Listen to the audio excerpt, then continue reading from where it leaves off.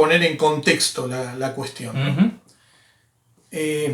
Es importante, es muy importante, seguir los principios, sobre todo los que estamos en este combate. Hacemos eso, ¿no? Defender los principios católicos, ¿no? Los principios de la fe católica. Entonces, eso es fundamental. Pero no solamente están los principios, ¿no? Que son tan importantes, sino que también la historia, vamos a decir así, es importante. También la historia de lo que sucedió en la iglesia es muy importante, digamos, ¿no? Es muy importante. De hecho, hay toda una bibliografía, toda una serie de estudios, de libros, acerca de la historia de la revolución, por ejemplo. La revolución en la sociedad, la revolución en la iglesia. Y sobre todo en la iglesia hay una infiltración revolucionaria. Entonces, la revolución, esa enemiga secular de la iglesia, tiene varias formas, ¿no? Se presenta bajo la forma de las herejías, se presenta bajo la forma del judaísmo, se presenta bajo la forma de la masonería, del liberalismo, del comunismo, de muchos errores, digamos, sobre todo modernos, ¿no? Para referirnos con este nombre concreto de revolución. Pero esta revolución, digamos así, no solamente persiguió a la iglesia de manera exterior, sino que el drama que al cual nosotros asistimos y que estamos dentro de ese drama hace décadas, es la infiltración, no solamente un problema exterior, sino que la infiltración de la revolución, de los enemigos de la iglesia, en su seno, en el interior de la iglesia. Esto la gente tradicionalista lo conoce, o por lo menos debería conocerlo y recordarlo bien. En el siglo XIX, Pío IX publicó los trabajos de Cretinol-Joly, por ejemplo, poniendo al descubierto los planes de la masonería acerca de una infiltración a gran escala en la iglesia. Aquel texto famoso donde se dice que los clérigos tenían que marchar detrás de las banderas de la masonería, pensando que lo hacían detrás de las llaves apostólicas, de la bandera de las llaves apostólicas. Entonces hay toda una infiltración masónica en la iglesia, y así llegamos a, lo que nos ocupa más concretamente hoy, San Pío X, el Papa que todos los católicos, verdaderos católicos, que tratamos de ser verdaderos católicos, veneramos y cuyo magisterio recordamos permanentemente, ¿no? Bueno, San Pío X, en aquella famosa encíclica Pascendi, que es una especie de declaración de guerra al modernismo, San Pío X dice claramente, y lo repite en un motu propio, que la iglesia, los peores enemigos de la iglesia son los modernistas, y que los modernistas ya no están fuera de la iglesia, sino que están en el seno mismo y en las venas mismas de la iglesia trabajando. De hecho, él favoreció a aquel grupo Sodalicium Pianum para perseguirlos al interior de la iglesia, porque ese trabajo es el que estaban haciendo de infiltración. Muy bien, un trabajo que fue continuado, un trabajo en el que tristemente San Pío X no tuvo un éxito completo. Como dicen otros padres en conferencias, San Pío X solamente pudo matar, vamos a decir así, la cara visible del modernismo. Pero el modernismo lo que hizo es agachó la cabeza, fingió sumisión y obediencia, se volvió más discreto de lo que era antes y continuó su camino, de modo tal que los papas, sucesores de San Pío X, ya no advirtieron la gravedad del peligro modernista, por lo menos no con la conciencia que tenía San Pío X, por esta táctica del modernismo, que lo que hizo es tratar de pasar lo más desapercibido posible. Y así esa infiltración que ya San Pío X denunciaba al comienzo del siglo XX, se creció y ocupó gran parte de la jerarquía de la Iglesia. Y así llegamos al pontificado de Pío XII. Entonces, los que creen que el Vaticano II llegó en un plato volador, están muy equivocados. Un disco volador. Claro, exacto. El Vaticano II es la obra del trabajo de hormiga y de un trabajo metódico y sistemático de una serie de personas. Padre, e essas personas se organizavam em movimentos, né? Foram em vários movimentos, e dentro desse contexto de infiltração da revolução dentro da igreja, houve também o movimento litúrgico. Eu gostaria, Padre, que o senhor explicasse um pouco melhor essa questão do movimento litúrgico e o seu papel nessa questão da reforma litúrgica, por favor.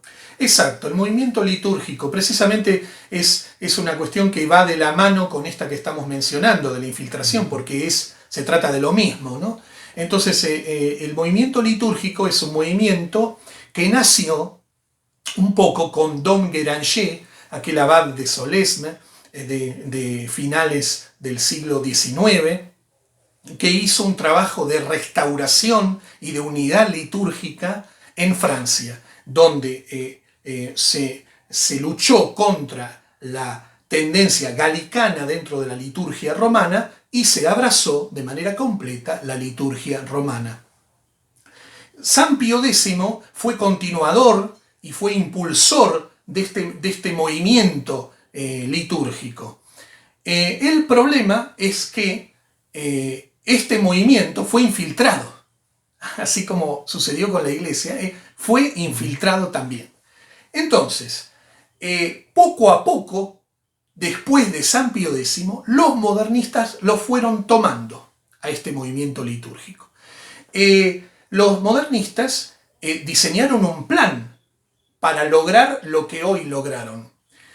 Cuando ellos veían que se les cortaba el paso en ciertas materias, por ejemplo Payendi, por ejemplo Sodalicium Pianum, por ejemplo el mismo Pío XII con su encíclica Humani Generis, en cuestiones doctrinales, más de una vez se les cortaba el paso.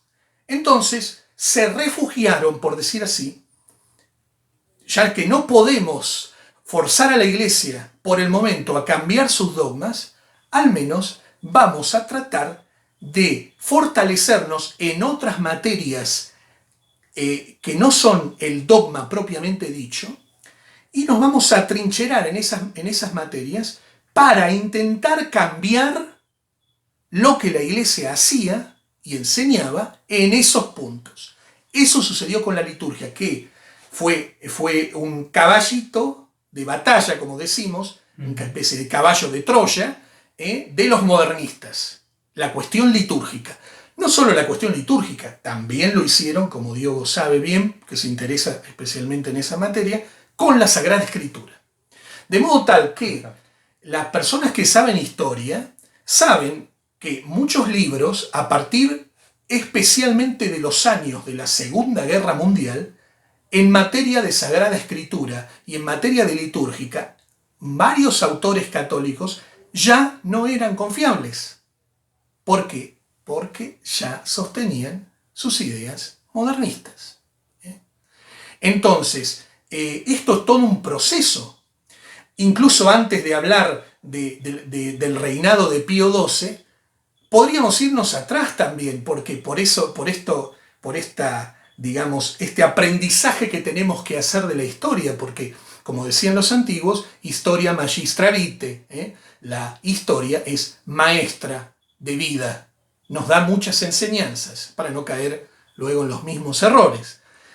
En el pontificado de Pío XI, estoy hablando de Pío XI, no de Pío XII, estoy hablando de Pío XI. En el pontificado de Pío XI comenzó la misa dialogada.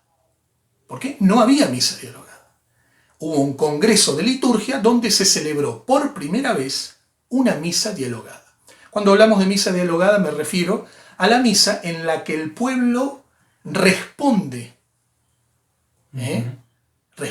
a las oraciones del sacerdote. Hay que recordar que esto no sucedía así antes de Pío XI. incluso durante el mismo reinado de Pío XI no era así, hasta este congreso, donde empezó a ganar terreno esta idea de misa dialogada, donde el pueblo responde, ya no solo el acólito, como era hasta entonces, sino el pueblo. Y esto se debe a las ideas de los modernistas acerca de la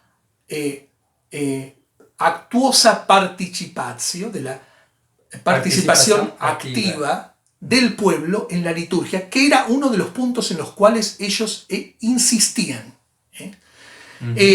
También es muy interesante, precisamente Tiobo habla del artículo del padre Ricosa, es muy interesante, y los animo a los oyentes y a quienes están viendo el video, los animo a hacerlo, a leer, a estudiar, por ejemplo, ir al documento de Pío VI, si no me equivoco, la bula Auctorem Fidei, condenación de los jansenistas. En esta bula tenemos una serie de errores litúrgicos condenados por Pío VI, perdón, y estamos hablando justamente de Pío VI, y estamos hablando del jansenismo, intento de introducir sus ideas dentro de la Iglesia, ya en esa época. Hay una serie de errores condenados por el Papa. Por ejemplo, el concilio de Pistoia, decimos en español castellanizando la palabra, sería en francés pistois o algo por el estilo, sí. Este conciliábulo, este sínodo de Pistoia, enseñaba, por ejemplo, que no se debía decir misa privada, es decir, aquella misa donde no hay pueblo. Enseñaba una serie de errores litúrgicos que ustedes los pueden ver en el Denzinger, por ejemplo. Entonces, esto viene de lejos y hay un intento de que la Iglesia acepte todas estas cosas, de forzarla a aceptar todas estas cosas que viene desde lejos. Sí. E é importante aqui então referir o artigo que o padre fala do padre Ricossa, se chama A Heresia Antilitúrgica. Ele pode ser acessado no site do Controvérsia, controversiacatólica.com, e nós falamos sim, né, da Auctorem Fidei de Pio VI, que condenou o concílio de Pistoia, e nós temos, né, então muitos erros desse concílio de Pistoia que vão sendo introduzidos por meio do movimento litúrgico, que a princípio, quando começou com Dom Prosper Guéranger, na verdade combatia o jansenismo, combatia esses erros, ele veio para combater esses erros. Então, enquanto eles falavam em vernáculo, promovia o latim, enquanto eles falavam em varrer a igreja da solenidade, dos cantos e coisas assim, o Dom Guéranger promovia tudo isso, tudo que era romano, não é? Então, esse era o espírito inicial do movimento litúrgico, porém, a partir dos anos 20 e 30, como o padre já salientou, começou a ser infiltrado por modernistas, e aquelas coisas que o movimento litúrgico combatia, que era o jansenismo, na verdade começaram a ser a que ele estava tentando introduzir, né, e fazendo pressão por meio de certos organismos, né, sobretudo na França e na Alemanha, para fazer então uma reforma geral, né, padre? E aqui então já vamos nos acercando do pontificado de Pio XII. Então, o que acontece de importante nessa matéria do pontificado de Pio XII? Exacto, todas estas cosas que, para tener más detalle de esto, pueden referirse al sitio de Controversia Católica y a los artículos y videos que han sido publicados y que están en diferentes lugares y que estamos preparando también. Pueden tener más informaciones. Precisamente en estas fuentes que se citan, pueden ustedes encontrar en el libro del padre Didier Bonter, que era un padre de la fraternidad, San Pío X, que escribió un libro que se llama El Movimiento Litúrgico, que ustedes ahí tienen la historia del movimiento litúrgico, más allá de la posición que tenía o tiene este padre y de dónde viene. Como dice la Imitación de Cristo, presta atención más a lo que dice y no a quién lo dice. Ustedes tienen en este libro muchas informaciones y mucho detalle acerca de lo que fue el movimiento litúrgico. Muy bien, entonces este movimiento litúrgico, infiltrado por modernistas como don Lambert Baudouin, con ciertas ideas teológicas falsas, como con Odo Kassel, hay otros autores, un cierto padre Lowe, un tal Jungmann, Pius Parsch, tenemos diferentes autores, sí. claro, Boyer, diferentes autores modernistas que insisten en este tema litúrgico. Una de las cosas que fastidiaba más al movimiento litúrgico era la Semana Santa. Y utilizaron esto un poco como un ensayo general de la introducción de sus ideas. La introducción de sus ideas. Repito, hay una revolución en la Iglesia, una revolución que se realiza por etapas. Es evidente que Bergoglio no podía parecer a la muerte de Pío XII porque nadie lo iba a aceptar. Entonces es evidente que los modernistas de la época de Pío XII no podían presentarse como se presentaron después, porque todavía en la época de Pío XII tenemos un verdadero papa, que ciertamente tiene una intención católica, que obstaculiza eso. Entonces ellos tienen que hacerlo de manera oculta. ¿Qué fue lo que hicieron? Lo que hicieron siempre, hubo reuniones ocultas, encuentros secretos, y así fue como fueron haciendo las cosas. Utilizaron, porque los modernistas siempre utilizan pretextos. Por ejemplo, con el Vaticano II, más adelante, para lograr introducir la libertad religiosa, ellos van a venir con que no, porque en los países donde la Iglesia no es mayoría, donde el Estado no es católico, pedir la libertad religiosa va a favorecer a la Iglesia. Entonces hay que insistir, sí, solamente que se olvidan del detalle de que precisamente es algo excepcional, y que la Iglesia siempre pidió la libertad religiosa en los países que no eran católicos. Pero utilizan algo excepcional para lograr introducir el principio. Y eso lo han hecho siempre.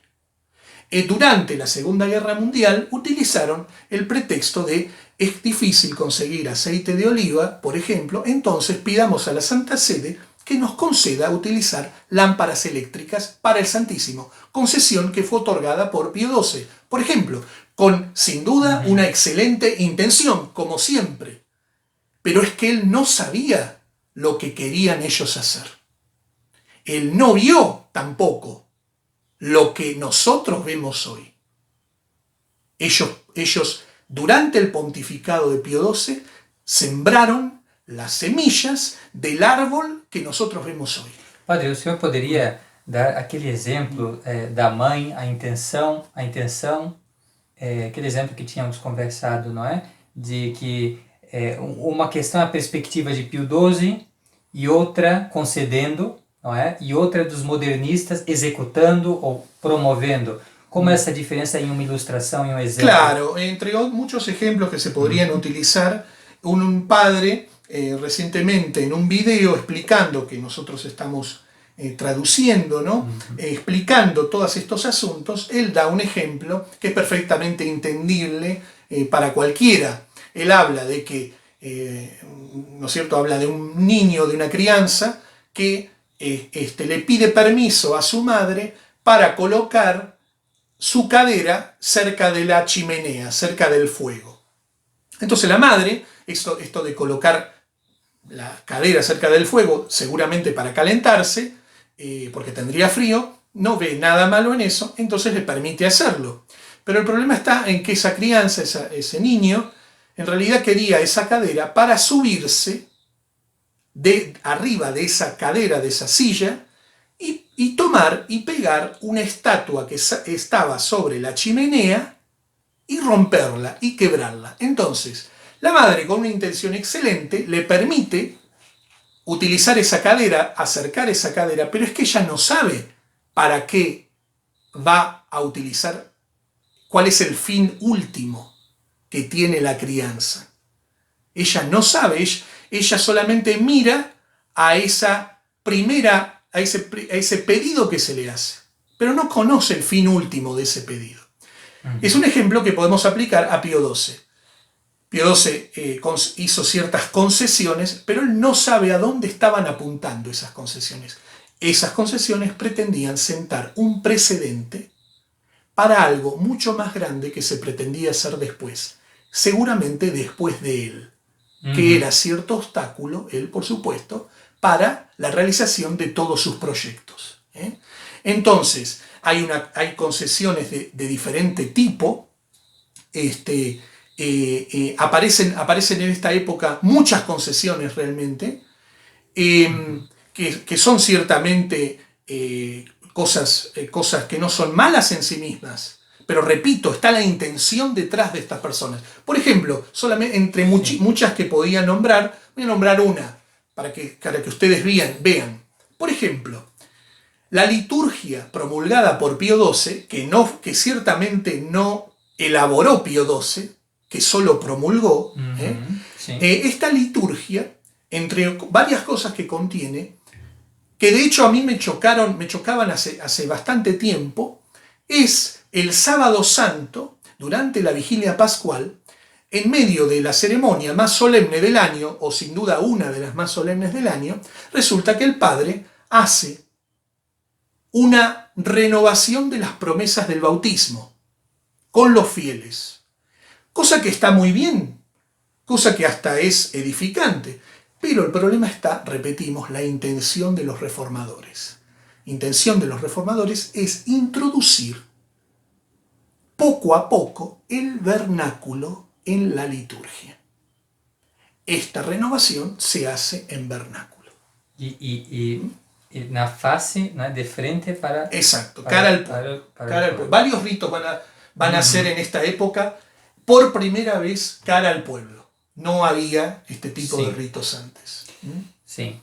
Y padre, entonces la intención, como vimos, de los modernistas era criar un precedente e desta maneira poder dizer assim, então, já que temos na principal, né, na mais solene liturgia do ano, né, na Semana Santa, o vernáculo, por que não estender isso para todo o ano?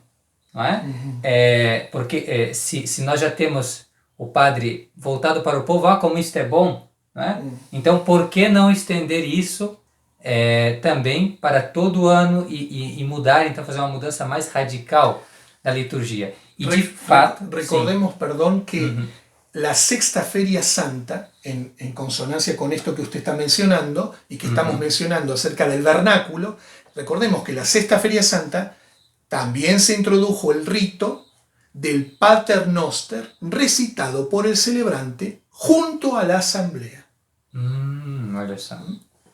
Recordemos eso también. Sim, padre, e de fato, isso é uma coisa que nós dizemos, não é? Mas que não somos nós, na verdade, os próprios modernistas, depois que eles conseguiram, né, consumar a sua infiltração com o Vaticano II, deixaram muito claro que era essa a intenção.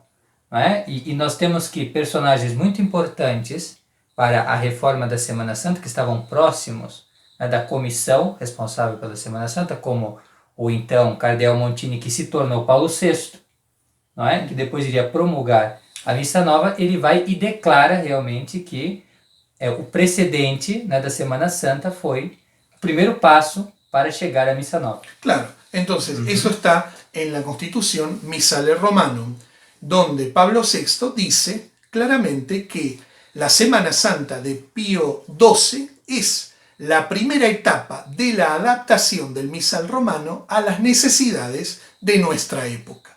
Adaptación, esto es bastante grave, está dicho por ellos mismos. ¿Y por qué lo dicen? Porque lo hicieron ellos mismos.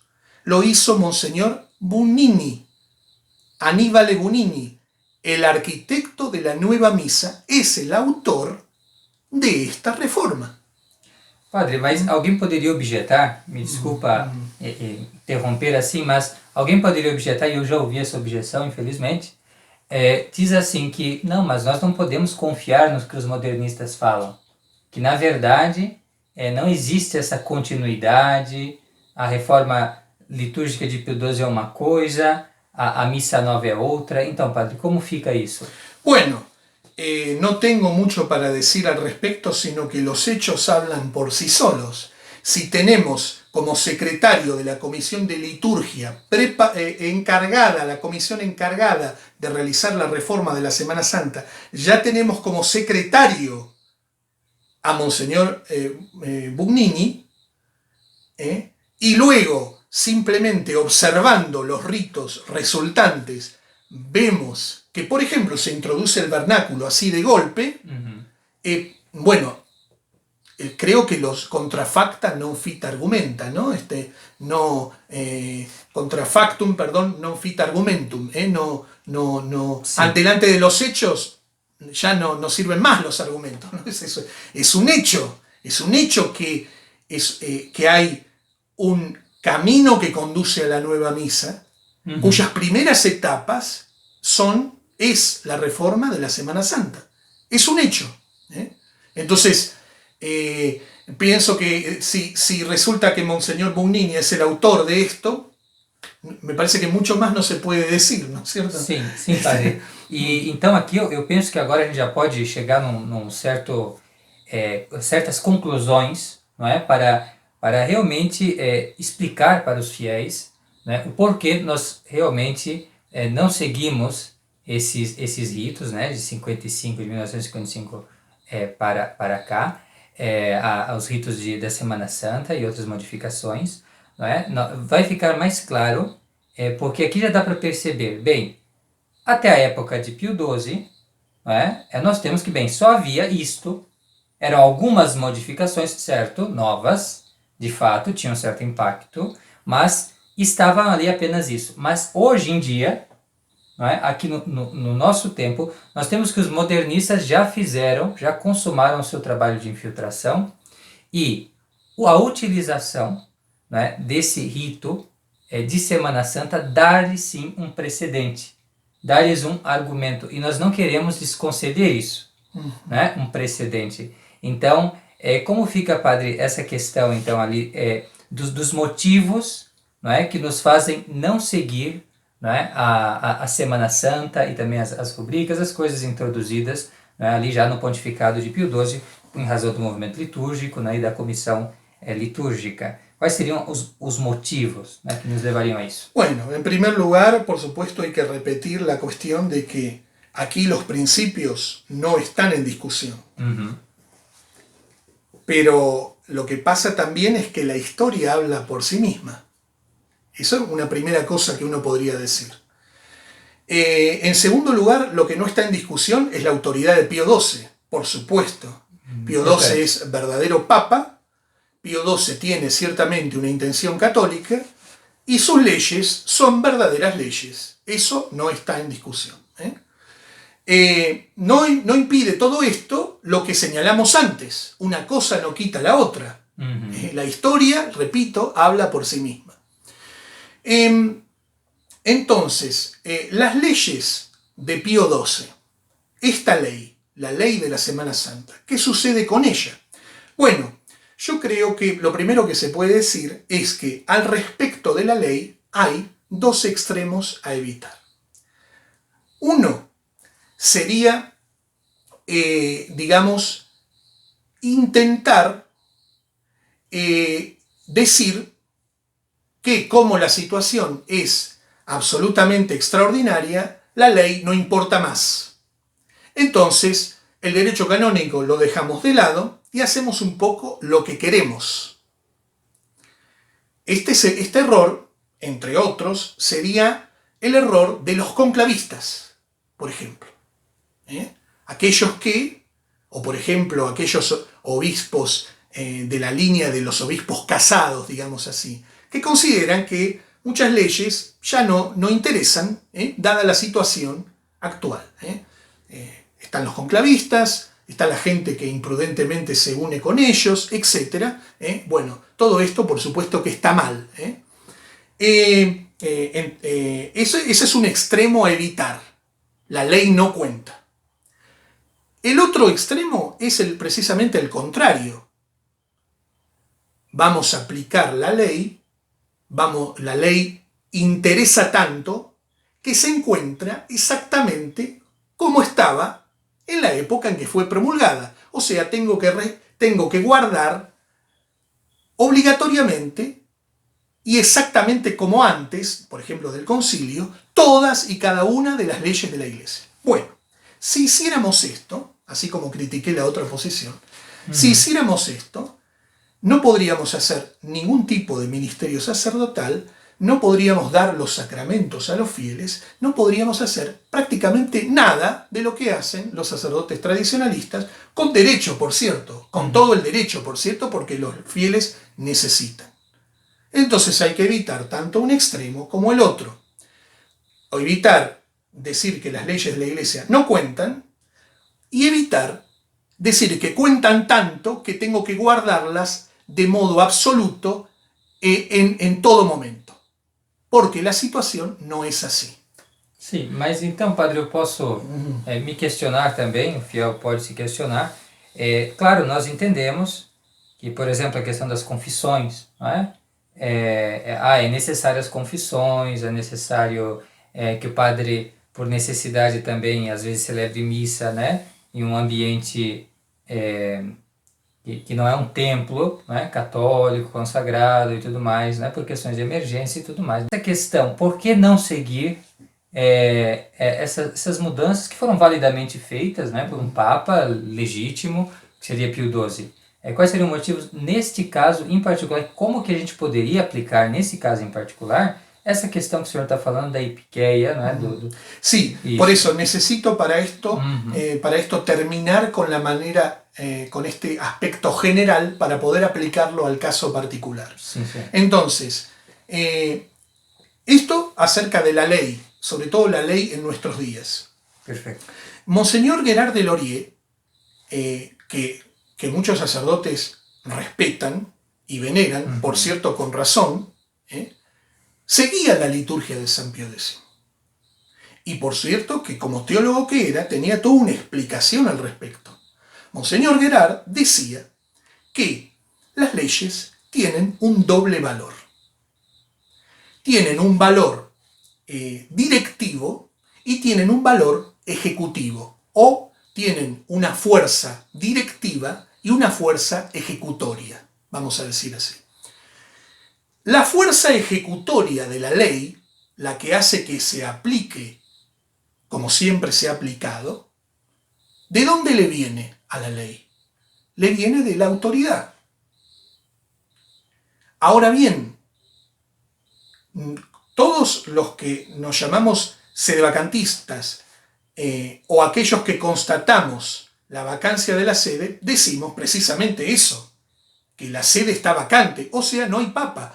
O sea, la ley no tiene exactamente la misma fuerza, el mismo valor, la misma fuerza que tiene en tiempos normales.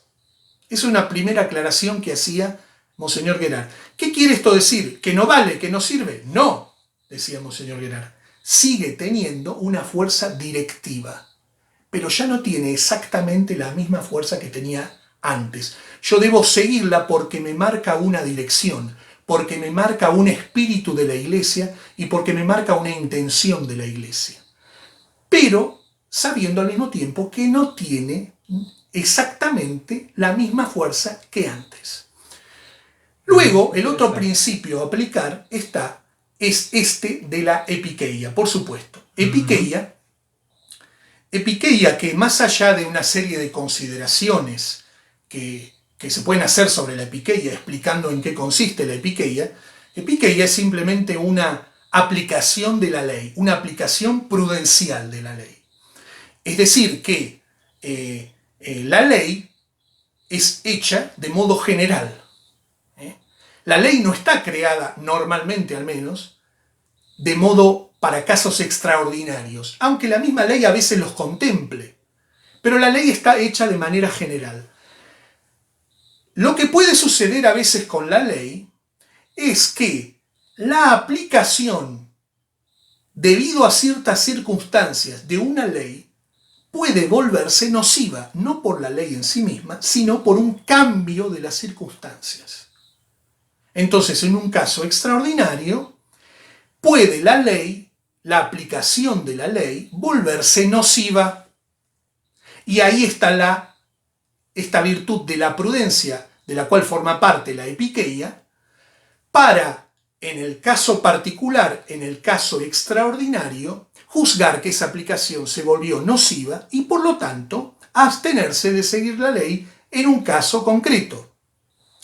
Esto lo aplicamos al caso de esta liturgia de Semana Santa. En el caso de esta liturgia de Semana Santa, nosotros hemos visto las últimas etapas de la revolución litúrgica. Algo que Pío XII no pudo hacer. Nosotros hemos visto cuál era el árbol que sembraron los modernistas. Exactamente. Árbol, sin duda, particularmente siniestro.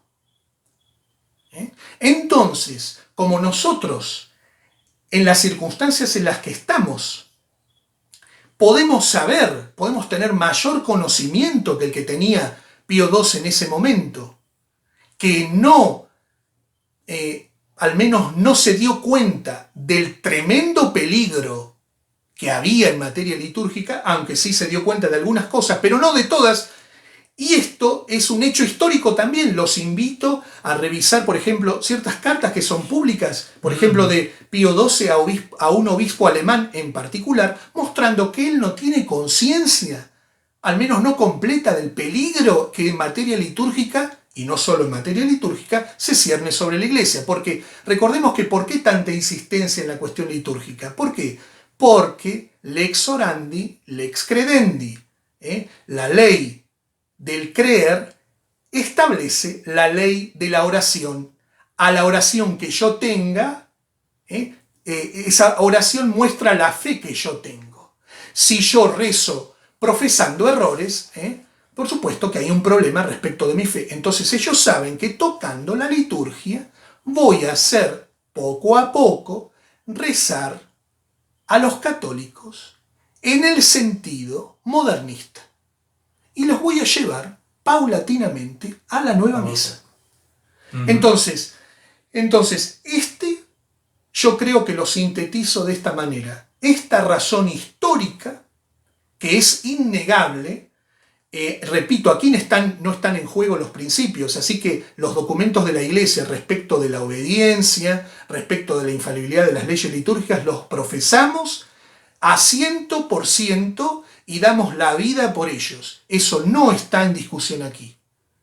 Pero hay una razón histórica que, guste o no guste, existe. Y nadie que conozca un poco la crisis modernista en la Iglesia puede negar esto. Entonces, desde la virtud de la epiqueia, ejerciendo la virtud de la prudencia, juzgamos que esta reforma se volvió nociva. ¿Por qué? Porque contemplamos los frutos de ella, los frutos completos, los frutos acabados. Lo que estaba en germen en aquella reforma, lo estamos viendo en su plenitud y nos horroriza. Entonces, para proteger la fe de nuestros fieles, evitamos que participen de unas ceremonias que son las primeras etapas de la revolución litúrgica. Dicho esto, aprovecho para decir que sin condenar a nadie hacemos esto. Porque no olvidamos, y lo acabamos de mencionar aquí varias veces, que Pío XII es verdadero papa. Por lo tanto, aquel que quiera seguir la reforma de Pío XII está en su derecho, puesto que es una ley de la Iglesia, y puesto que no hay herejías ni errores, porque está cubierta esta reforma por la infalibilidad de la Iglesia. Pero no dejo de observar desde la historia que están los gérmenes de la revolución litúrgica en ellos. Seria uma questão de prudência, realmente, né? De aplicação do princípio de epiqueia e também uma questão até mesmo de fidelidade às próprias intenções do Papa Pio XII, porque nós sabemos, padre, também, isso nos informam, graças a Deus, esses artigos maravilhosos que temos ali no site do Controvérsia Católica, como a heresia antilitúrgica do padre Ricossa, que era para ser transitório de qualquer forma. de qualquer forma, vamos supor que houvesse, então, realmente eles não tivessem logrado naquele momento acontecer a infiltração e fosse então eleito um Papa verdadeiro e legítimo, não é? E continuasse então a sé não estivesse vacante, bem. Então, neste caso, de qualquer forma, não era a intenção, né, de Pio XII que isto permanecesse. Era algo transitório, né, e efetivamente, de fato, na história se viu que logo fue mudado también. Claro, y el pretexto, volviendo a lo de las concesiones que decíamos antes, y el pretexto para conseguir esta promulgación de parte de Pío XII, o sea, para tocar los ritos de la Semana Santa, el pretexto de los modernistas fue la cuestión del horario. Esa fue la primera cuestión presentada. No se había dicho nada acerca de los ritos, pero ellos presentaron el caso de que esta liturgia de la Sexta Feria Santa o de los últimos días de la Semana Santa hasta el Sábado Santo, que se realizaba en la mañana, por ejemplo, los fieles tenían dificultades para asistir. Primer pretexto utilizado, lo cual era real. El trabajo de la gente en las últimas décadas, cómo se organizó la sociedad, verdaderamente era dificultoso para los fieles de asistir a estas ceremonias. Y en esto había una verdad. Pero para esto usted no necesita tocar los ritos. Lo que pasa es que esto fue el pretexto. Entonces, también en el caso del Sábado Santo, por supuesto que para que la gente más o menos tenga idea, esto está en otros videos, en otros artículos, claro. Esta liturgia al principio de la Iglesia fue creada para la noche, por eso se llama Vigilia Pascual. Por eso tiene tantas lecturas y es larga porque la Iglesia en la noche de Pascua bautizaba a los catecúmenos. Pensemos en los primeros siglos de la Iglesia donde los catecúmenos eran muy numerosos. Por esto esta era una liturgia larga y era hecha en la noche. Esto explica la duración de la liturgia, ¿no? Luego, más o menos hacia la Edad Media, esta liturgia se empezó a celebrar de la noche en que se hacía, se empezó a celebrar más temprano, por ejemplo, en el caso del sábado, por la mañana o mediodía. Y así fue hasta Pío XII. Es verdad que cuando vamos a ver los textos de esta liturgia, encontramos que se habla de la noche sagrada en la cual Cristo resucitó, la noche en que los judíos, los hebreos escaparon de Egipto, etcétera, etcétera. Se hace alusión permanentemente a la noche. Y es verdad que queda un poco extraño, se puede decir, celebrar esto por la mañana. Esto tiene una razón histórica que acabo de explicar. O sea que en principio no había ningún obstáculo a trasladar esto, como era en el principio, a la noche. Pero para eso no se necesitaba tocar los ritos, que lo que desgraciadamente sucedió. Y, repito, sucedió con un pretexto. Y así lograron sacar muchas cosas a Pío XII, que estaba enfermo, dicho sea de paso, cuando se realizaron estos cambios. Sí. Muito bem. Muito obrigado, Padre Héctor Romero, por compartilhar tantos conhecimentos sobre essa questão tão importante da reforma litúrgica. ¿Há mais alguma coisa a tratar? Por supuesto que insistimos en que todos tenemos que tener respeto por las leyes de la Iglesia. Por ejemplo, mencioné antes el celibato, por ejemplo, la formación en los seminarios, y todo tipo de leyes en la Iglesia tenemos que tener respeto. Pero nuestro Señor ya nos dice en el Evangelio, hablando en particular de los fariseos, que la letra mata, pero el espíritu vivifica. No siempre se puede aplicar la letra de manera completa. No siempre es prudente. No siempre es benéfico. No sé si he puesto el ejemplo, pero aprovecho para mencionarlo ahora como último ejemplo, si usted quiere. El ejemplo también del niño. La madre le dice a sus hijos, ¿no? Me voy a comprar, ustedes se quedan en casa, no se mueven de aquí. Pero resulta que hay un incendio. Es evidente que la madre, la intención de ella no era que se quedaran y se quemasen. Al contrario, serían desobedientes si se quedasen estando el fuego ahí, porque la madre, la razón por la que les dijo quedarse en la casa es para su seguridad. Y es lo que cuenta. Del mismo modo, de manera análoga, la aplicación de las leyes en la iglesia debe ser hecha de manera sabia y prudente. Muito bem. Muito obrigado, Padre Hector Romero. Eu gostaria de pedir, né, que o Senhor nos desse a sua bênção. Sí, por supuesto. Benedictio Dei Omnipotentis, Patris et Filii et Spiritus Sancti, descendat super vos, et maniat semper. Amén. Amém.